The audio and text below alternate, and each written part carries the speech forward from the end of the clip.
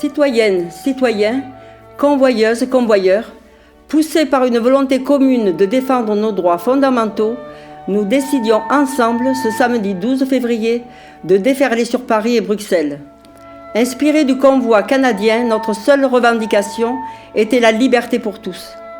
Peuple de France, de tous horizons, nous avons pris la route dans l'unité. Tant de rencontres et de retrouvailles au sein de ce convoi à partisans. Nul mot n'est assez fort pour décrire l'intensité de la joie suscitée sur le chemin. Et toi, as-tu perçu cette étincelle d'espoir dans les yeux de tous ? Celle qui s'est répandue dans nos cœurs et s'est embrasée lorsque Paris fut atteint et l'Arc de Triomphe encerclé ? L'intention pacifique du convoi de la liberté, notre droit constitutionnel de manifester, se sont retrouvés face à 7500 forces de l'ordre réquisitionnées. Bien que notre motivation ait pu laisser place à la frustration et à l'injustice, la fermeté de la répression n'a pas entaché notre élan de courage. Nombre d'images et de vidéos sur les réseaux sociaux ont révélé la dureté avec laquelle les forces de l'ordre nous ont été opposées. Néanmoins, elles ne nous ont pas empêchés d'atteindre par 2 fois le but du convoi. Nous avons fait preuve de sang-froid, nous sommes conscients des larmes versées ce jour-là.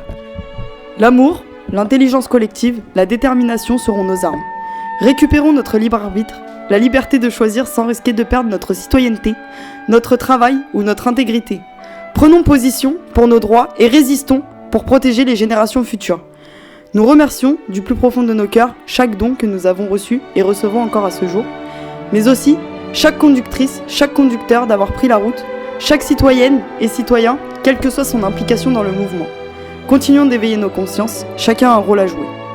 Venu de tous les départements de France, le convoi de la liberté est à son commencement. Réécrivons notre histoire pour un monde nouveau. Notre patience et notre persévérance seront les clés de notre victoire. Sur Paris, nous avons été dispersés. Pour mieux nous retrouver, nous avons créé des liens. Nous avons reconnu l'importance de la stratégie, des points de repli. Les noyaux s'organisent et se structurent.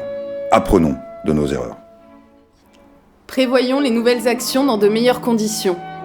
Il est temps de nous rassembler, dans nos villages, nos villes, nos départements, nos régions. Il est nécessaire de se rencontrer, d'échanger. Synchronisons-nous pour permettre au convoi de la liberté de perdurer. Le pouvoir se trouve à Paris, mais Paris n'est pas la France.